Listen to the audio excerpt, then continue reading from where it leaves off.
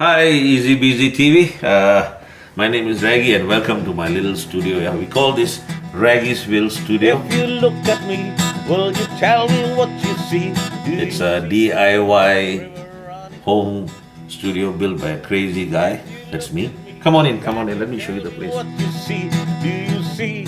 You might notice that as we come into the studio, there's two doors that will open and close the studio. This is actually very important acoustically because in order to isolate the sound of the room, having one thick door is not enough.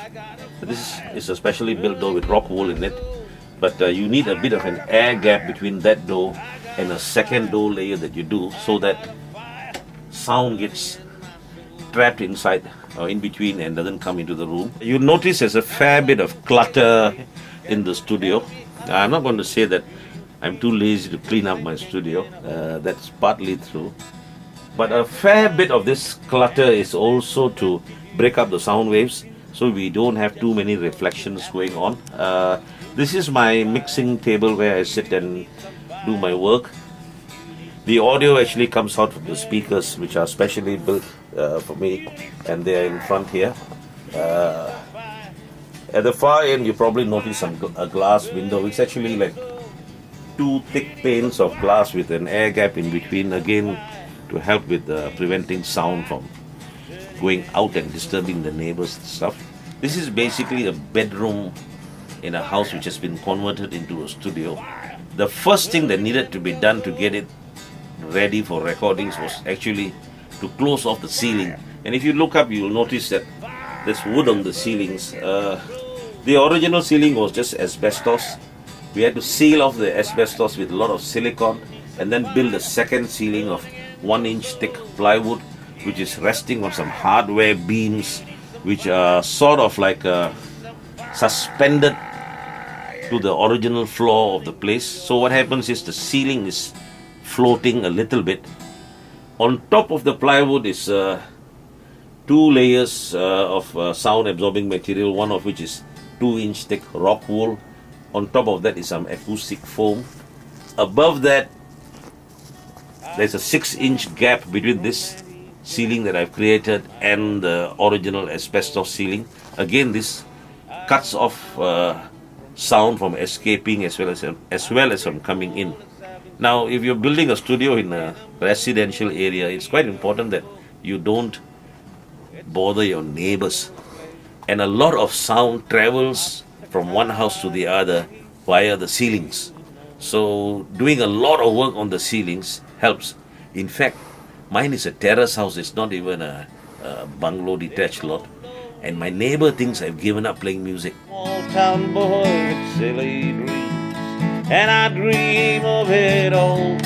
If you do a soundproof or a sound treated room, most of the time you are trying to close off avenues for sound to escape. Anywhere that air can escape, sound can escape as well.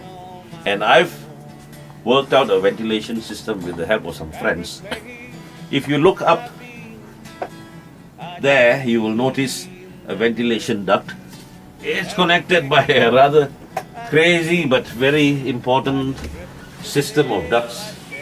This is the bathroom toilet of the house, but there's a system of ducts that has been created and it leads to the outside. These ducts are filled with rock wool, and the rock wool in the ducts is not just lining the sides, there are baffles built in between. So whenever sound tries to move, it hits a layer of rock wool. It has to turn a corner, it'll go under it and hit another layer of rock wool. So what happens is there is an extractor fan at the end of the duct thing, which is very powerful, but the sound of that fan cannot come into the room because the ducting system is being made soundproof-ish. Air gets extracted from there, and fresh, clean air comes into the studio through a little antique cabinet that we've made there, and you can just see the beginnings of flutter on the tape covering the air vent there. That's fresh air coming into the room because air was being sucked out by that duct extractor system. I recorded the album with equipment just in this room. I have a simple drum kit And all I did was use a pair of overhead XY mics and a mic for the kick drum. But we managed to get a fairly decent sound out of it. The rest of the audio equipment here is pretty straightforward. Amplifiers for the guitars, cabinets to mic up for the guitars, but this would be like whatever anybody prefers for their own studio. Nothing really totally special for my studio. Really good monitoring speakers so that you can actually work out what sounds you are recording and what sounds you are mixing. I'm quite lucky. I have another crazy friend of mine, EasyBusyTV, who is in Kulim as well, and he builds these speakers. He's got ears like a crazy bat. Here's an interesting thing. Acoustic guitars were always difficult to record. Really difficult. And I finally, about a year or so ago, I went to Vietnam and I found this Vietnamese guy who builds acoustic guitars. Actually, he's a Singaporean guy who's a luthier, and he builds these guitars in Vietnam because you have lots of fine craftsmen in Vietnam. The guy's name is Hubert Leong, and I went to meet him and talk to him and said that I needed an acoustic guitar that would record the way I wanted to and could project the sounds into the microphones.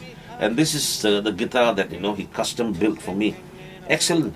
I have other acoustic guitars as well, and I use them in my albums. But when I was doing this album, I finally ended up not using any of the tracks that I recorded with the other guitars because this one just worked. So it's always good to have a really good acoustic guitar when you're recording, and I think that's where we're at. Yeah.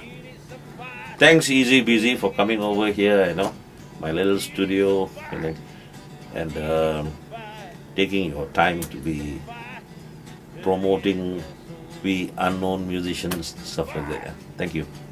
Some fire, you need some fire, you need some fire burning in your soul.